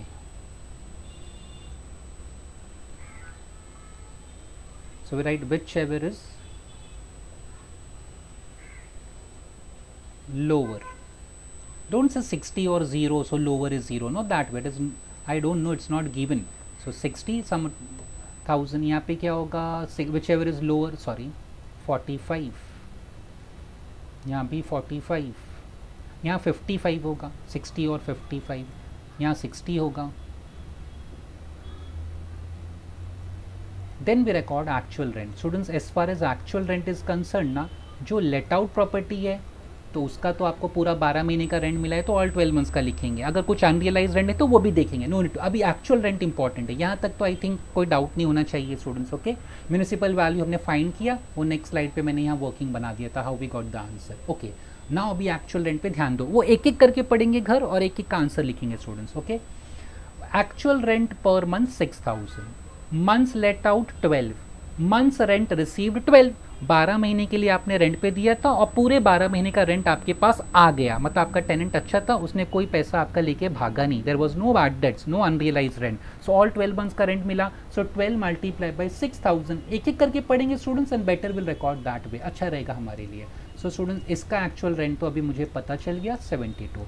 सेकेंड हाउस का पढ़ते हैं, देखो वहाँ क्या लिखा है, months let out 10, okay students, और रेंट पर मंथ कितना है 60,000, आपने कितने महीने के लिए रेंट पे दिया 10 महीना, कितने महीने का रेंट मिला 10 महीने का मिला, so again there is no unrealise rent, वो जो 2 महीना नहीं है वो अनरियलाइज रेंट नहीं है, वो वैकेंसी लॉस है स्टूडेंट्स। रिपीट करता हूँ, मंथ्स लेट आउट, आपने कितने महीने के लिए प्रॉपर्टी को रेंट पे दिया 10 मंथ्स के लिए, जिसको भी आपने रेंट पे दिया था वो टेनेंट, उसको आपने 10 मंथ्स के लिए दिया, उसने पे कितने महीने का रेंट किया, मंथ्स रेंट रिसीव 10, तो वो टेनेंट ने आपका पैसा नहीं रोका है। ओके, वो 2 मंथ्स का पैसा जो कम पड़ रहा है that is because of vacancy, आपका फ्लैट आपका प्रॉपर्टी वेकेंट था। Okay, so here also there is no unrealise rent, but 6000 multiply by हम लोग 12 करते हैं, आपको याद है ना, भले वैकेंट लेट आउट है, बाद में आप वैकेंसी लॉस डिडक्ट कर सकते हैं, नो डाउट अबाउट दैट। तो स्टूडेंट्स यहाँ भी मैं 72 ही लिखूंगा, बाद में वैकेंसी लॉस इसमें से माइनस करेंगे, घबराओ मत स्टूडेंट्स, या उसको क्या करूँ, चलो अलग से उसका वैकेंसी लॉस वर्किंग में बता देता हूँ students. Okay, you don't write this 72, आप 72 मत लिखना, let me complete the entire, ये तो चलेगा 72 लिखा, ये डोंट रिकॉर्ड दिस स्टूडेंट्स, क्यों वैकेंसी लॉस भी माइनस करना है ना स्टूडेंट्स, सो वेट, आप रुक जाना उसके लिए। ओके, देन नेक्स्ट क्या है, कौन सा घर है, थर्ड घर देखते हैं। देखो months let out 12, months rent received वो भी 12, तो अगेन टेनेंट ने आपको पूरा पैसा दिया, 12 महीने के लिए आपने घर किराए पे दिया, तो 12 महीने का रेंट आ गया स्टूडेंट्स, सो 6000 मल्टीप्लाई बाई 12 पूरे 12 महीने का आ गया, तो again 72,000, there is no loss over here. ठीक है, अभी नेक्स्ट घर पढ़ो, नंबर 4, आपने कितने महीने के लिए अब किराए पे दिया, 9 मंथ्स, सो मतलब 3 मंथ्स आपका घर खाली था, मैंने डिस्कस किया था कि house 4 is vacant let out, so 3 महीने का नुकसान क्यों हो रहा है, क्योंकि घर आपका खाली है। But another important point, months let out 9, आपने जिसको भी रेंट पे दिया है you have given him rent for the 9 months, but आगे पढ़ो, मंथ्स रेंट रिसीव्ड 8, 9 महीने के लिए रेंट पे दिया, बट उसने आपको किराया कितने महीने का दिया, ओनली 8 मंथ्स का, मतलब 1 महीने का बैड डेट्स हो गया, बैड डेट्स मतलब unrealise rent, if conditions are satisfied you are allowed to deduct this 1 month rent, मतलब इंटू 9 तो करोगे, इंटू 12 तो करोगे, सॉरी इंटू 12 या इंटू 9, सॉरी इंटू 9 करोगे और फिर उसमें से माइनस कर लोगे, या इंटू 12 करोगे, minus unrealise rent, then minus vacancy allowance, हमने ऐसे ही टेक्निक फॉलो किया है ना, first we multiply with 12 months, okay, जो अनरियलाइज रेंट हुआ फिर वो माइनस करते हैं, देन वैकेंसी लॉस माइनस करते हैं, तो स्टूडेंट्स यहाँ अनरियलाइज रेंट तो है पक्का, how I know, because it was let out for 9 months, rent is received only for 8 months, तो अनरियलाइज रेंट मुझे माइनस करना चाहिए, बट देखो यहाँ क्या लिखा है, whether unrealized rent allowable, they say no, that means they have not satisfied the conditions for claiming unrealized rent, आपने वो कंडीशन सेटिस्फाई नहीं किया, इसके लिए इनकम टैक्स वाले कहते हैं आपको 1 महीने का नुकसान तो हुआ है, but we won't allow you to deduct that, we won't consider it as bad debts, question कह रहा है ये कि नो, तो स्टूडेंट्स अगेन मैं मल्टीप्लाई बाय 12 ही लिखूंगा, सॉरी यहाँ पे कितना, हाँ एक्चुअल रेंट पर मंथ कितना है 6000, मल्टीप्लाई बाय 12 करूंगा, बाद में वैकेंसी लॉस में क्लेम करूंगा स्टूडेंट्स, हमने वेकेंट लेट आउट प्रॉपर्टी ऐसा ही सॉल्व किया है, so 6000 is 6000 into 12, 72,000, actually unrealise rent है बट आई कांट डिडक्ट, यही माइनस करना चाहिए था but I can't deduct for the simple reason question says that no, whether unrealise rent allowable, वहां लिखा था no. Go to house number 5, months let out, house number 5 12, 12 महीना, students यहाँ क्या बोल रहा है, मंथ्स रेंट रिसीव्ड 8, 12 महीने के लिए आपने प्रॉपर्टी रेंट पे दिया, टेनेंट ने 8 महीने का किराया दिया, मतलब 4 महीने का किराया टेनेंट ने नहीं दिया, you let out for 12 months, so property was let out for the full year, so it's a let out property, but tenant has paid you, months rent received is 8, तो 4 महीने का नुकसान हुआ, नुकसान मतलब unrealise rent, bad debts, whether it is allowed, whether unrealise rent allowable, they say yes, तो अभी आपको अनरियलाइज रेंट स्टूडेंट्स सब्ट्रैक्ट करने मिलेगा हाउस नंबर 4 में, सो 12,000 इंटू 6 स्टूडेंट्स, अगेन 12,000 इंटू 6 करते हैं ना, तो स्टूडेंट्स आता तो 72,000 है यहाँ पे, आप बाद में लिखना students, better you right later on, मैं पूरा कैलकुलेशन कर लेता हूँ, sorry students I am sorry, 72 दूसरे पेन से हो गया,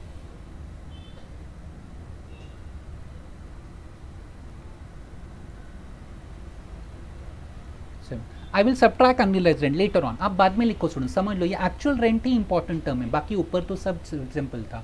लास्ट हाउस पे आ जाओ, आखिरी वाला घर, months let out they have said 12 है ना, आगे क्या लिखा है, मंथ्स रेंट रिसीव्ड 8, 12 महीने के लिए रेंट पे दिया, बट आपके टेनेंट ने आपको किराया सिर्फ 8 मंथ्स का दिया, तो 4 महीने का rent is unrealised rent, bad dates, what they से, weather unrealise rent allowable, they से नो, क्लियरली मेंशन किया है नो स्टूडेंट्स, देखो यहाँ भी नो लिखा था, यहाँ भी नो, सो आपको लॉस तो हुआ है but they will not allow you that unrealised rent का लॉस, तो स्टूडेंट्स 8,000 इंटू 12 कितना होगा, 96,000, so I will record here 96, 12,000 into 8, आप अभी लिखना नहीं स्टूडेंट्स, बेटर अभी स्टूडेंट्स, क्योंकि ना ये एक्चुअल रेंट में कुछ वैकेंसी लॉस है कहीं कहीं पे स्टूडेंट्स अनरियलाइज रेंट है, तो हम लोग क्या करते हैं, पहले माइनस अनरियलाइज रेंट लिखते हैं, वैकेंसी लॉस बाद में लिखते हैं ना, तो जहां जहां अनरियलाइज रेंट अलाउड है वहां तो हम कम से कम माइनस कर लें,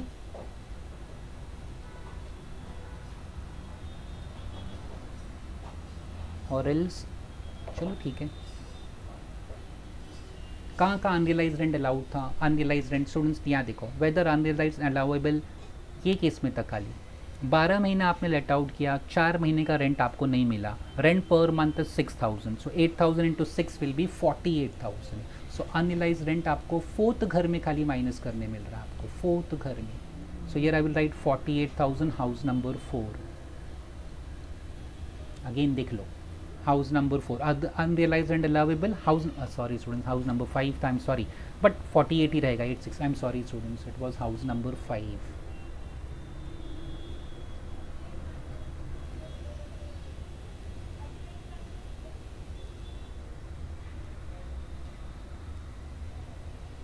फिर हम लोग विच एवर इज हायर करते हैं ना स्टूडेंट्स। सो लुक हियर, 60 और 72 विच एवर इज हायर, 45 और 72 which ever is higher, 45 72 which ever is higher, 55 and 72 which ever is higher, 96 and 60 which ever is higher. अभी ये केस में देखो, पहले इसको माइनस करो, 72,000 माइनस अनरियलाइज रेंट माइनस करते हैं ना एक्चुअल रेंट से स्टूडेंट्स, वी डिडक्ट इट ना, तो 72 माइनस 48,000 करोगे तो 24,000 बचेगा नेट स्टूडेंट्स, 24,000 और 60,000 which ever is higher. Once again I repeat, unrealized rent is always deducted from actual rent if conditions are satisfied. So 72 minus 48 is 24,000.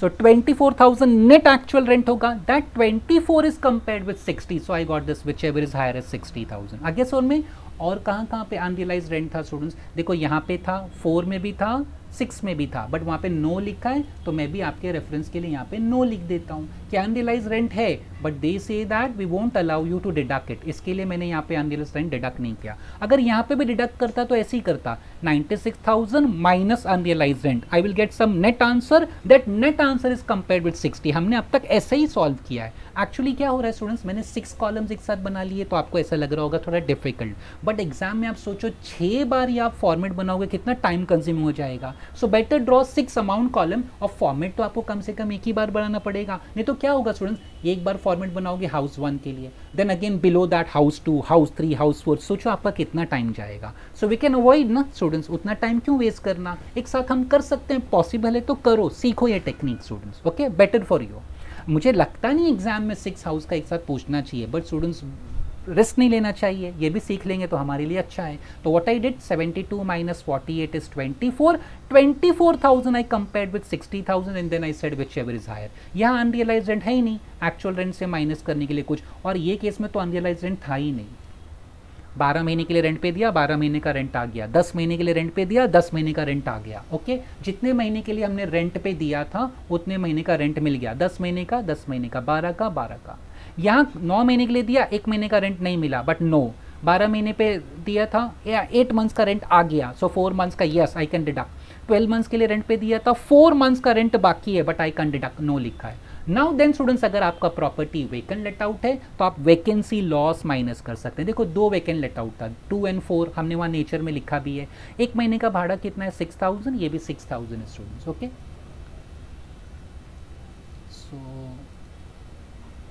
So 6,000 into 12 minus, sorry,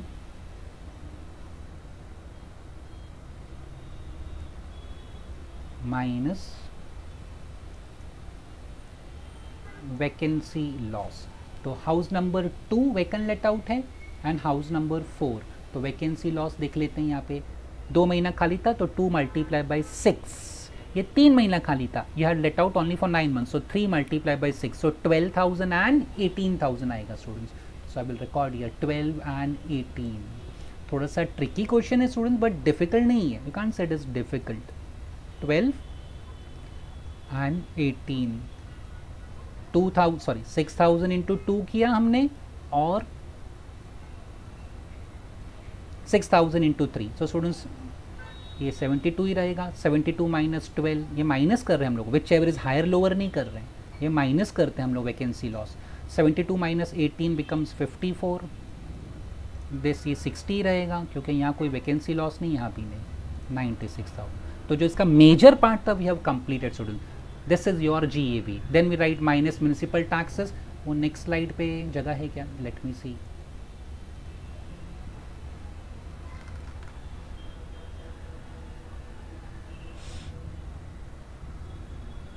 एक slide तो blank ही है शायद। Okay, सो यहाँ पे ये थोड़ा सा वर्किंग था स्टूडेंट्स। अगेन मुझे 6 कॉलम बनाने पड़ जाएंगे, चलो कोई बात नहीं, नो नीड टू वरी। ये वर्किंग नोट है स्टूडेंट्स ऊपर, मैं 6 कॉलम क्विकली बना लूँ। 1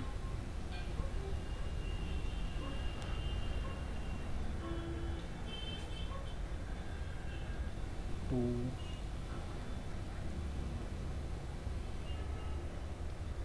3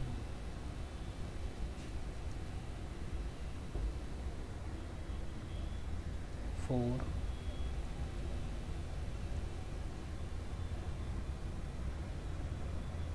5 and 6. Okay, we are continuing from here students abhi. Okay, so we write less municipal tax. देखते हैं म्यूनिसिपल टैक्स कहाँ पे है, कहीं municipal tax. See municipal tax is 5%। 5% of what? Municipal value. Students municipal value 60,000 था, 54 नहीं था, मैंने क्रॉस मल्टीप्लाई करके 60 फाइंड किया। पेड तो आपको माइनस करने, ड्यू मतलब आउटस्टैंडिंग, भूल जाओ, ये माइनस करने नहीं मिलेगा क्योंकि ड्यू लिखा है ना, तो भूल जाओ, यू कांट। ड्यू मतलब आउटस्टैंडिंग। पेड बाय टेनेंट भी नहीं मिलता है। House number 1 3 5 and 6, it is paid and paid how much? 5% of municipal value. Municipal value 60,000 है स्टूडेंट्स, यहाँ देखो municipal value 60 था सबका। तो 1 3 5 and 6, 1 3 5 and 6 में 3,000 हम लोग लिख लेंगे। अभी सिंपल है students. House number 1 3,000, 1 house number 3, house number 5 and house number 6. Then students we find net annual value. Net annual value कैसे फाइंड करेंगे स्टूडेंट्स? यहाँ पे है ना 72 60 72, इससे सब म्यूनिसिपल वैल्यू को माइनस करो, सॉरी म्यूनिसिपल टैक्स को, तो आपको नेट 72 माइनस 3 करेंगे तो 69, दिस विल बी 69। यहाँ पे कोई टैक्स नहीं है स्टूडेंट्स, म्यूनिसिपल टैक्स, तो ये 60 रहेगा। देन 72 माइनस 3, ये 60 रहेगा। 72 minus 3 69। Next 54 60 and 96, 54 60 96। 54 minus 0 will be 54, 60 minus 3 57, 96 minus 3 93,000। So we have done, सब बराबर माइनस हो गया। देन स्टूडेंट्स इसको कहते हैं हम लोग नेट एनुअल वैल्यू। ये जो आंसर आया this is your net annual value.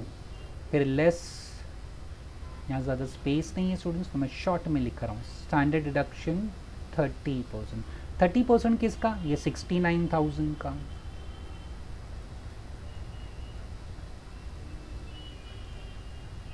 60,000 का 30% विल बी 18,000। अगेन ये सब का 30-30, there is no interest in this case students, तो खाली आपको जस्ट स्टैंडर्ड डिडक्शन ही लेना है। 20,700 आ रहा है, 20,700, दिस विल बी 20,700, 16,200, 57 इंटू 30%, 17,100, ये आपको माइनस करना है सब, and 93 into 30%, 27,900। Students final answer will be income from house property, वो आप माइनस कर लेना और लिख लेना। Okay, this is done. Important again मैं रिपीट कर देता हूँ स्टूडेंट्स, ये क्वेश्चन देखो, 6 घर हैं, 6 का कैलकुलेशन मैंने साथ में किया स्टूडेंट्स, क्योंकि 6 टाइम्स फॉर्मेट बनाना ना इट्स वेरी टाइम कंज्यूमिंग, तो मैंने 6 अमाउंट के कॉलम बनाए। इंपॉर्टेंट पॉइंट क्या था? पहला important point, municipal value they have given us after deducting, मतलब कुछ चीज़ माइनस हुआ है and this is net. Income should be gross, तो मैंने इसका ग्रॉस फाइंड किया था और उसका वर्किंग देखो मैंने यहाँ बनाया था। ग्रॉस इतना है तो 10% माइनस हुआ, सो this is 90 I know, cross multiply 54 into 100, यहाँ मैं लिख देता हूँ स्टूडेंट्स आपके रेफरेंस के लिए, how we got that, 54,000 multiply by 100 upon 90, so I got 60,000 सबका म्यूनिसिपल वैल्यू। चलो ये हो गया एक पॉइंट। सेकंड क्या था ये देखने का, मंथ्स लेट आउट 12, मतलब ये लेट आउट प्रॉपर्टी है। मंथ्स लेट आउट 10, तो बाकी 2 महीना क्या है? अगर आपने 10 मंथ्स के लिए रेंट पे दिया है, सो 2 मंथ्स का क्या हुआ? आप खुद रहते थे क्या? As a owner you are staying over there, nothing is stated, that means 2 months it was vacant. Months let out 12, पूरे साल के लिए रेंट पे दिया, so let out property. Months let out 9, so what happens with the balance 3 months? Nothing stated, that means it is vacant.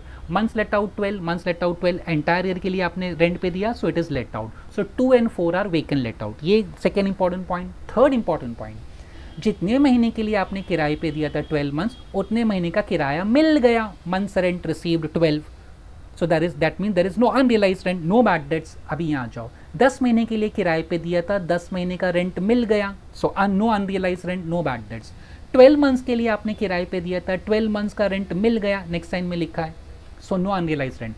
9 months के लिए आपने rent पे दिया था, but you receive rent only for 8 months, so 1 month का तो definitely bad debts है, but they say that we won't allow you. आप वो बैड डेट्स माइनस मत करना, this loss I won't allow you. इसके लिए मैंने स्टूडेंट्स यहाँ पे अनरियलाइज रेंट ये कॉलम में माइनस नहीं किया. सॉरी, ये फोर्थ, हाउस नंबर 4, ये 1 2 3 में तो था ही नहीं. ओके, नेक्स्ट आ जाओ. हाउस नंबर 5, 12 महीने के लिए रेंट पे दिया था, बट रेंट कितने महीने का मिला? 8 महीने का. तो 4 महीना क्या रहा? मतलब 4 महीना आपका टेनेंट ने भाड़ा नहीं दिया, so it is what? Unrealise rent. Bad debts, whether it will be allowed? Yes. तो मैंने वो 4 महीने का देखो अनरियलाइज रेंट माइनस किया. 4 महीने का रेंट मगर कितना होता है स्टूडेंट्स?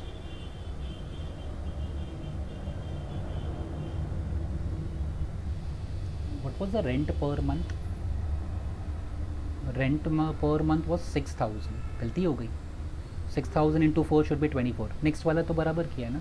हाँ, यहाँ पे 12 मंथ्स के लिए रेंट पे दिया, 8 मंथ्स का I receive rent, so 4 months rent is unrealised rent, but it can not be deducted, तो मैंने उसको माइनस नहीं किया. स्टूडेंट्स यहाँ पे कैलकुलेशन में गड़बड़ कर दी क्या मैंने? हाँ, अनरियलाइज रेंट में ना स्टूडेंट्स डेफिनेटली. चलो अच्छा वो अभी देख लिया मैंने, नहीं तो व्हाट दिस से 12 मंथ्स का 4 मंथ्स का rent unrealise it is allowed, yes. तो 4 मल्टीप्लाई बाई 6 इज 24,000 ना, तो अनरियलाइज रेंट इज 24. मैंने 48 कैसे लिख दिया? Unrealise rent is 24 students, I am sorry, ये 24 था, बट आंसर चेंज नहीं होगा, नो नीड टू वरी, बच गए, आंसर चेंज नहीं होगा, बट स्टिल मिस्टेक तो मिस्टेक होता है स्टूडेंट्स. तो स्टूडेंट्स अभी कोई मुझसे एक्चुअल रेंट पूछेगा तो I won't say 72, I will say 72 minus 24, 48. 48 I will compare with 60 and I will say whichever is higher. आगे समझ में, सो आंसर आगे चेंज नहीं हो रहा, answer no need to worry, but ये मिस्टेक तो है स्टूडेंट्स डेफिनेटली. अगेन चेक कर लेता हूँ.